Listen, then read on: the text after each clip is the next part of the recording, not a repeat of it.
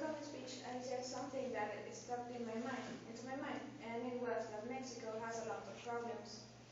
Our society, our family, sometimes our family has problems, and one of those problems, big, really, really big problems, is young pregnancy, teen pregnancy. Around when I was a child, I met a girl who was kind of my friend, and when I was 17, she was 13, and one day my aunt told us that she was going to have a baby, and she was 13.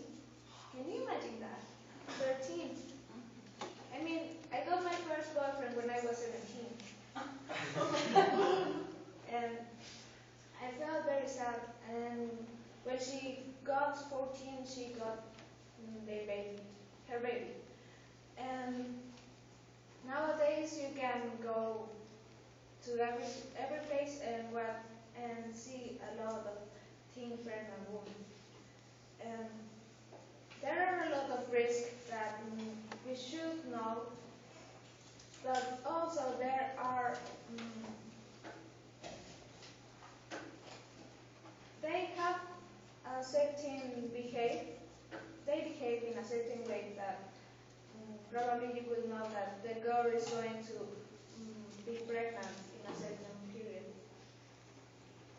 According to the National Institute of Statistics and Geography, the 50% of the women who are pregnant are having their babies around 16, 17, and 18.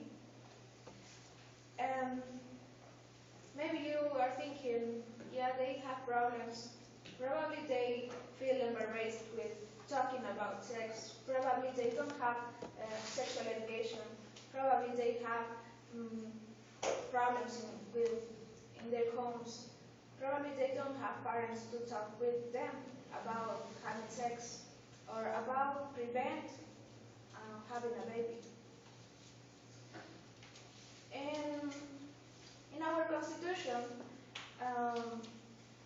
it says that everyone has the right to choose and decide in a free, responsible, and informed way about the number of child they want. But here in Mexico, the education is not very good. And there are no people talking with the young girls about sex. I remember when my mom told me about having sex, and I feel really embarrassed. But but I have to thank her because she told me that. But what about the other girls who are pregnant at 14? Today, I really want to. I'm asking you to be agree with me that in the schools should be sexual education in basic levels, in the middle school and in the high school.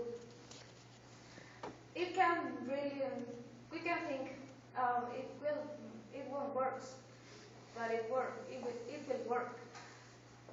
It can reduce the number of the girls who are pregnant because they will be informed about those problems, about the consequences and about the risks. The girl, the 13 girl was my friend, and I remember that in her home, his mother, her mother was alone, and she didn't have a father, and that's why I think she got a baby. She didn't know. And when you know a person and you are friends, and when you have that kind of friendship that can help, for example, in the schools with sexual education, there must be a teacher, a really, really good teacher that helps and that tell them what is going to happen if they